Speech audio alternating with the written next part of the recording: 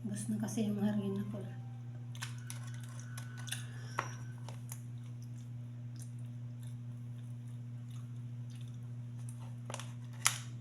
Pumunta ako sa palengke. Bibili na ako ng harina.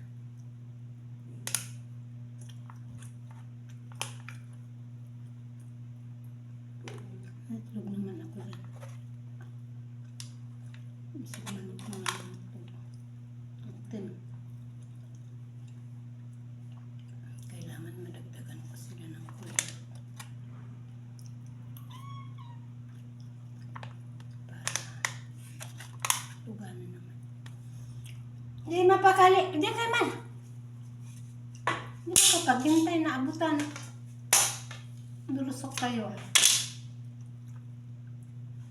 Laging ganyan tuwing kumakain ako. Nakaabang sila. Ilapag mo lang dito, wala na, ubos. Tinapay na, binanatan eh. Kaya may dala akong pangalo.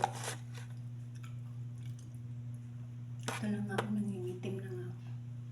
Kapapastol ng kambing.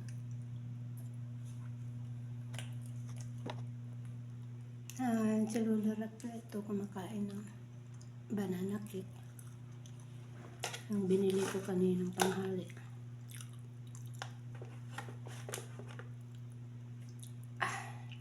Ito. Yummy. Ako nagmumukbang na po nito. Masarap guys. Nakalahati ko na.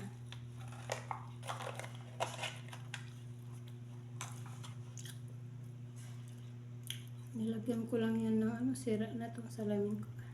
Nilagyan ko lang yan ng pandikit glue. Binili ko doon sa yan sa bayan. Sa may tapat nila 7-Eleven. Glue. Hello.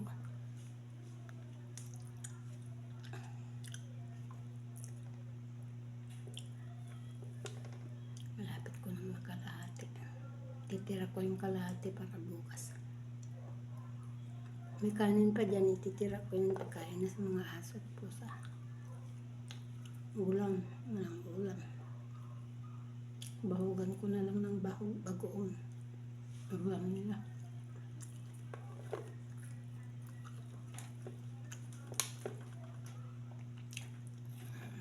Tama na. Nakalahati ko na. Bukas naman po na.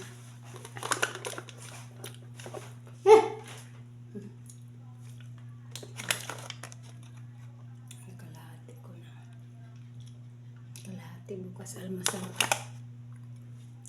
Ito sila na tipid. Tipid blues. Yung pasaryo ng 200. Tanghalian, may hapunan, merienda, at agahan palakas.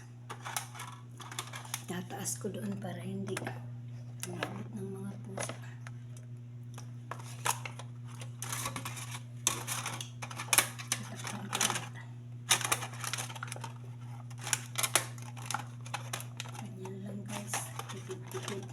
Kasi marami akong bigas. Pagkain sa mga gastos ako ng pagkain sa mga bumibili ako ng bigas. Lahat. Ulam. Kuryente. Tapos yung gamot ko pa. Maintenance ko pa. Gatas. Ubus na yung gatas ko. Magtutubig na lang ako.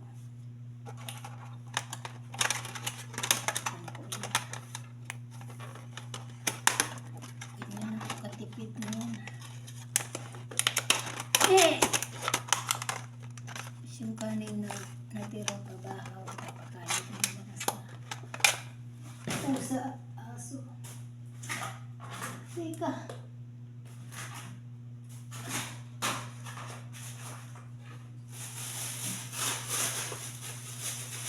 Nahihingal na naman.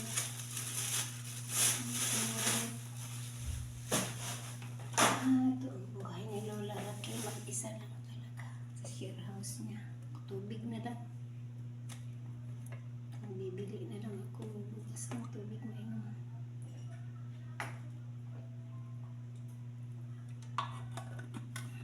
Diyan kay Tino. Ay, kring-kring. Ayan, ubos na yung isang galon ko na. Yan. Yan. Diyan ako. Kumukuha ng tubig ko pero ubos na yan. Bukas ko na. Mag-iigib doon. Bayad 30 pesos. Konsumo ko yan ng isang linggo. Tubig na lang ako. Ubos na yung gatas.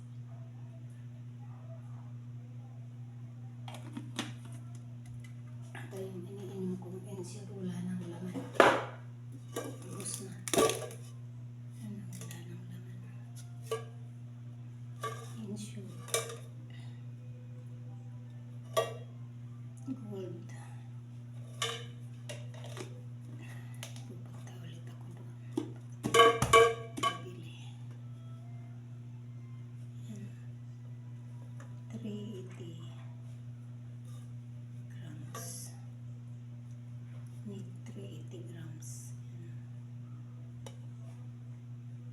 380 grams. Tapos na.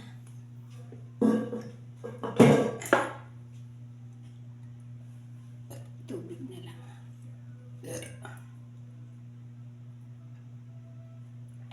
Hindi rin ako nakapag-zoom kasi nalubat na ako kanina.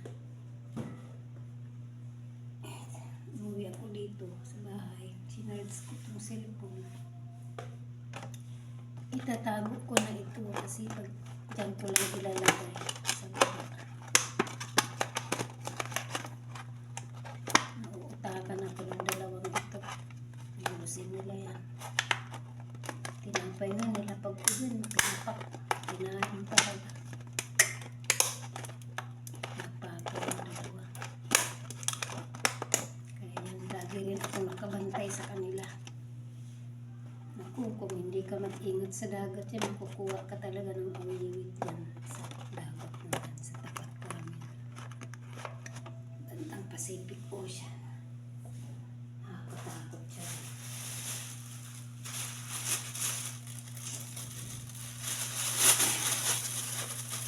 Nilagay ko dito para isampay ko sa taas.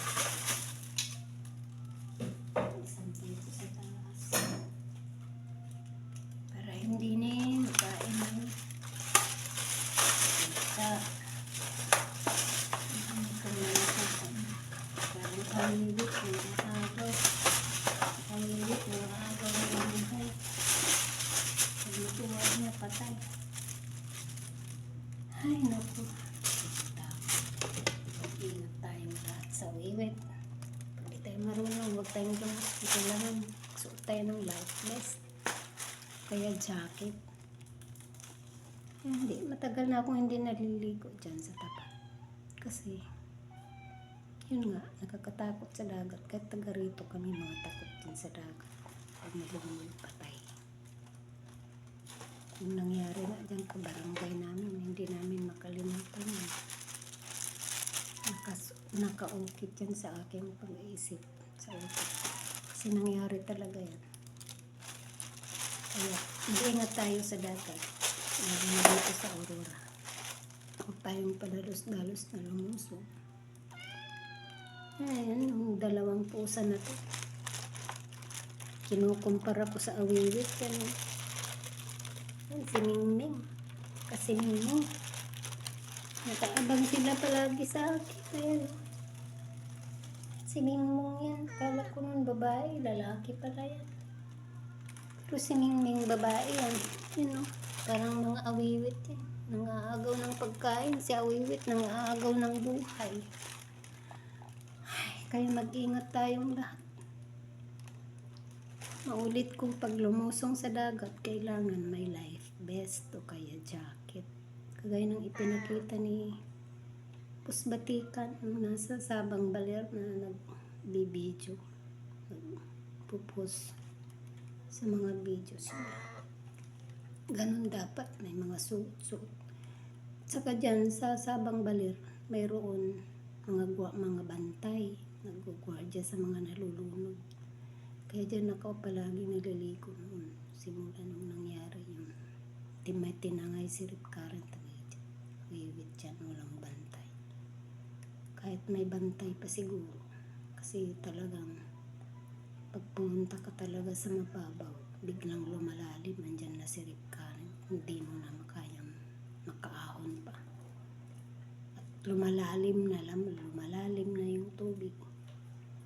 Kaya kung ikaw ay dayuhan, kailangan makipag-coordinate dyan sa tourism namin para mabigyan kayo ng life vest, protection, kaya mabantayan kayo.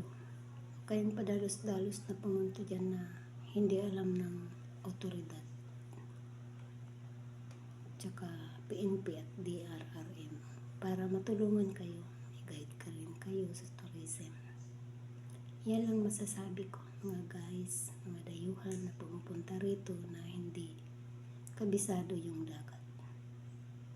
Huwag tayong padalos-dalos lumusong kasi delikado ang Rip Current.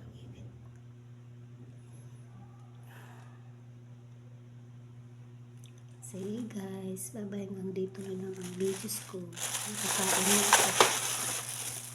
Lalagay ko na sa taas ito. Nanonood na naman ako ng mga dinownload ko sa YouTube. Nanonood ako. Kasi dito sa bahay